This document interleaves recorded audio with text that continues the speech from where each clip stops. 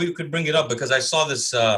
I went to his account and I saw this stream that was about Dallas. I felt like it was in response to what you said about Dallas. Yeah, so it was weird to see that on his story. So, I mean, actually, PJ told me that he actually was talking about me yesterday too. So I don't know what he's on his high horse about because, I mean, if I recall, I don't have the best memory, but did I say anything bad about him besides what I said? I just disliked him because of the Dallas thing, right? That's basically what I said. Respectful, and it was extremely respectful, and it was honest. It seemed genuine. And I said I liked him until the whole Dallas thing, and like he even said today in his story, we were thinking about bringing Nick on as an athlete. He's like, until supposedly Dallas told him not to. That's basically what he said in today's story. He's like, we were going to sign Nick actually, and then like his little friend there, whatever his name is, the kid that plays with him all day at work, his little butt buddy, I don't know his name. He's like, Dallas said not to bring Nick on. And I'm like, wow, you guys are really reaching right now for lies, because that's, if Dallas said it to you, it was probably like, don't bring Nick on, like a joke. Dallas would never say a bad thing about me because I had that kid's back since he was literally like literally a teenager. I helped him with his first bodybuilding show, and so did John O'Regan, which was a coach, a big coach over here for like everyone when they're first coaching. It's like their first coach to go to. And I walked him through his first bodybuilding show. I walked him into his pro card. We did the same show when he turned pro. I was with his mom. Like I know the entire family. I've seen exactly.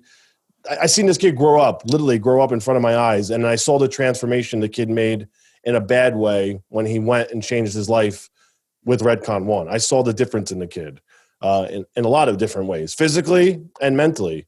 And it was just a really sad thing to see. And then when they went for that money grab, that was what bothered me, you know. And Aaron even admitted. So the best part is, the kicker to this whole conversation is that Aaron said today on his little walking story time that he's like, oh yeah, and I did, Nick's right, I did screw up I put the fund in my name. And I did open a bank account in my name. Mind you, Leo, that's the whole reason I was mad. That's all you said. Yeah, and I literally said it to you. It was not nice. You just said it should have been. Yeah, I didn't appreciate that, because that was what I had the whole argument about when it did happen. I'm like, why are you guys making T-shirts, and why is everything in Aaron's name? If you wanted to set that up correctly, there was no rush to do that overnight, to make T-shirts for Dallas and open a fund, you know, for his family or whatever to make money. There was no rush. That could have waited a week, 2 weeks. The money was going to be there regardless if he has fans. So he said, I was in a rush to do it. Why were you in a rush? Well, let me add a couple of caveats here. Number one, I don't know enough about the situation to agree or disagree with your opinion, but I do want to say something about you. We talk every day now. You're my buddy. I know your personality a little bit. Nick is, for the audience that don't know, he is actually an emotional person, sensitive person. He does care about his friends, and this could be very, very much exactly how he feels, because the guy died, and maybe this rubbed you the wrong way, and you didn't attack Aaron in any kind of way. But let me instead not attack Aaron, but like establish something, because his response, which I didn't listen to all of it. Again, I don't have time for these freaking long things. I don't know why people do this. But the boy sending 15 emails, man. I have 3 emails from him. I didn't even open them. I just blocked spam. I don't know what this. Anyway, this guy took a walk around his block 15 times. I don't know how he's doing this. It was an hour long. He thinks he's done everything. You don't need to exercise that much. But by the way, why is this guy's jaw moving left and right like he's a meth addict? Did you notice that? Which one? Aaron Singerman. He was an ex-heroin addict, so who knows? You know, which I respect too, because like the guy turned his life into something, and the fact that and the fact that he even brought up that he's like, oh, Nick, he was the reason Dallas didn't want to hang out because I partied too much. No, wait. Let's get into the reality of the situation. If you, from what I understood from speaking to you last time, I thought that Aaron Singerman was an heir to a fortune, like Steve Blackman. He is or no? No. So you told me he wasn't. I was so surprised, because I saw that this guy has Ferraris, and I heard that he used to be a drug addict. And you know how I feel about super life. I'm very into that. I was like, damn, this guy, lifted him up by himself. And so you changed my impression of him. Last time I spoke to you, I left thinking, wow, this guy is a really cool guy. Actually, I just wasn't happy about the Dallas shirt thing. But of course. More impressed. So you weren't being negative about the No. guy. You were saying something honest, and you're allowed to. Yeah. For God's sake, if people are putting stuff on YouTube and we are on YouTube, we're allowed to comment on it.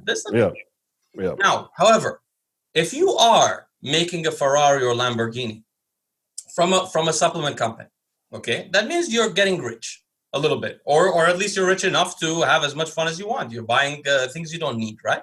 Yeah. So at that point, let's say maybe you could invest a little bit in your athletes. Maybe what you could do, for example, you could have not blood tests because those don't work. You could have a cardiac fMRI once every 3 years, mandatory. First of all athletes should have insurance, health insurance. Yeah.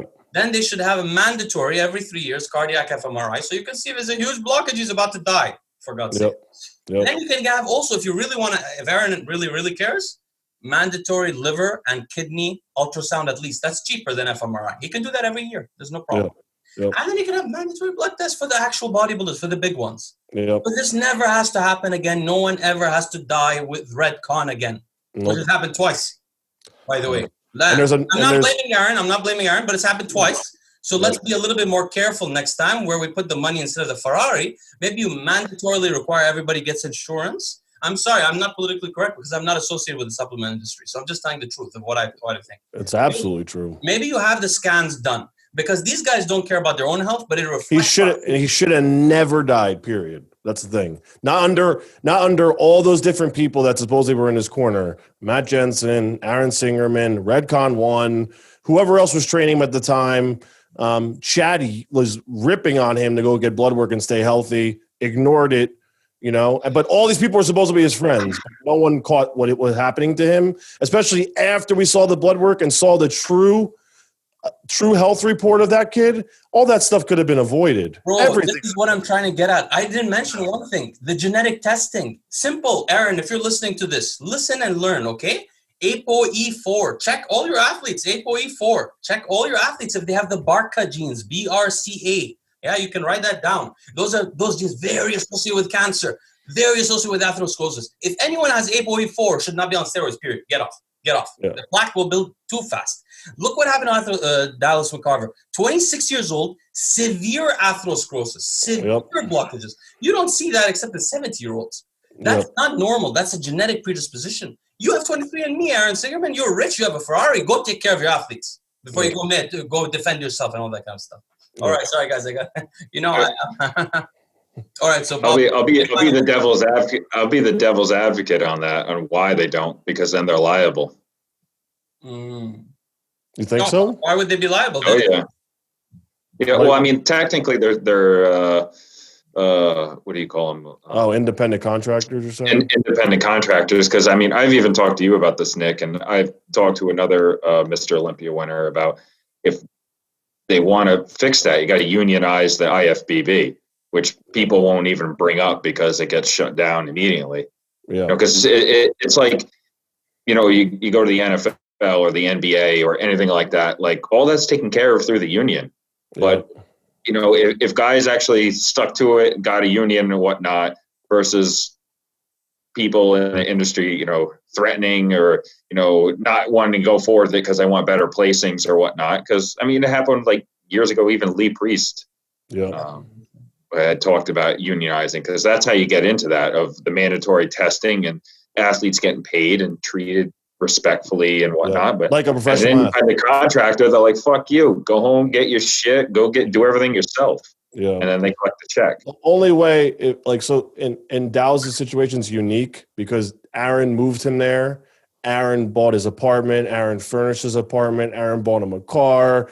Aaron treated him like he was literally like royalty, like it was his son. And Aaron says in videos, plenty of them, Dallas was like my kid. So if he wanted to, he could have been like, Dallas, here's the money for your insurance for the year. I'll pay for it. Like just done an outside Redcon1. You know what I'm saying? Personally, and took care of the kid if he wanted to. But he's willing to buy an apartment and a car and everything else for the kid and make him feel like he's special. Make sure his health's good, Wait, I want to respond to that. First of all, there is no liability issue. I don't know how you're thinking of that legally. Because all it is this. For a contract, if you want to work as an independent contractor of our place, you have to be approved by a doctor that your liver, heart, and kidneys are in good condition. If not, not allowed to work for us because you're not a healthy person. You do not represent our brand. Period. That's true. Well, what about if they were liability? Then guys aren't going to be able to compete. No, they will be able to compete because all you have to show is there's no blockages. It takes years for that to develop. What about if they were a full-time employee though? Don't they get covered then? Why can't they be? There's no excuse for this. Basically, it's up to him. He could have not. You know who would be a good one to ask about this is what's his face from New York, the attorney there. What's his face? Collins. Rick Collins. Yeah, Rick Collins. Yep. Either He'd way, be a good one to ask about that. It's not about legality. It's something integrity. You can even just tell the guy, hey, listen, if you don't do the test, goodbye. I remember a friend of mine when he was in prep. He was on. He did shows literally all year, and I'm like, dude, take it off. Go get some blood work. And he's just like, no, I don't. Because his sponsor was telling me he had to do X amount of shows and whatnot, and because he had told me he didn't want to do it was the Pittsburgh Pro. He's like, I got to take some time off, and he's like, and they're like, no, So in that aspect, there might be some liability issues, but. But when you have contracts and you're expected to do shit, I think what it comes down to it's kind of a weird area. I think what it comes down to with these company owners, they just don't give a shit. Honestly, this is business. This is not true. There's no liability here because from my understanding, logically, all you're doing is you're requiring someone to do something and get an okay. It's not your business what they do, how their health is, as long as you get that okay. What I'm trying to say is this. It's not that Aaron Singerman wanted a Ferrari, so he decided not to check Dallas's. Right. No, we didn't get that. I didn't mean that. What I meant was, if he checks it and it turns out Dallas is not healthy, he's got to drop him. Yep. That's the problem. That's why you might not want to do it. Because you don't want to screw up your business. You don't want to say this guy's not healthy, he has to go off, or I have to pay him and he doesn't compete, or something like that. You don't want to take that. That's a liability. That's the liability. It's not a legal liability. You can force any employee to do health checkups, especially as an athlete. Especially if I think I was an independent contractor first with Muscle Meds because I wasn't making any money, and then once I became a full-time athlete with them. Then I actually was offered health insurance from Gerard at the time. And I was a 21-year-old kid. So Gerard actually offered it me because I was actually an employee of them. I wasn't just an athlete anymore, but at the time I actually had health insurance. I don't have to worry about it, but they offered me a discount and stuff and with the business. So. You don't have to offer insurance. You can just pay for the test cash. Yeah, that's what I'm saying. The guy, Aaron, could have been like, we need to get this checked. But just stay on top of him. Why? Honestly, you know what I'm really saying, Nick? It's just Dallas. Look how big he was. You don't have to do it for everyone. Just the one guy. Nick Walker, do it for him. Do it for Hunter Labrada. Do it for those guys that are growing really fast. Just do it for those guys, just to make sure that they don't have some weird gene or something. Save a life because you should care. You know what I mean? It's all prevented. It can all be prevented. So. Hey, Bob, we have to. Do you think? Oh, okay. Oh no! Please tell me.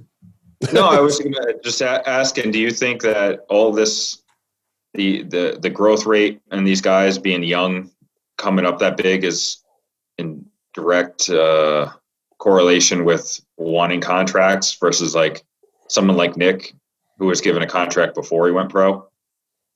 Because back then, even like guys, let's talk about like Craig Titus and whatnot. He had a $100,000 contract even before getting a pro card. Yeah. So these guys, versus now, like you kind of got to go on social media and make your own. Yeah. You gotta make it's like you got to create your own image. You got to create your own following. You got to create. It's nothing's handed to you anymore. Like I said, it was so easy before to be a bodybuilder. It really was. Like all I had to do was bodybuild. I had to worry about posting and videos and building this personality. Like that's why Cedric McMillan is like still stuck in the old age. Like he's like, I don't know what to do. Like he's got this injury. He's like trying to rehab, and they're like, oh, you got to share it and document it. He's like, I don't want to do that. Like I just want to recover and go work out. But like Redcon, Aaron's got Cedric too, and he's like pushing him to do content, which is great. From Aaron's point of view, I get why he wants to do it, but Cedric's just like, I just want to work out. He's like, this shit was so much easier back then. Like, why is it so hard?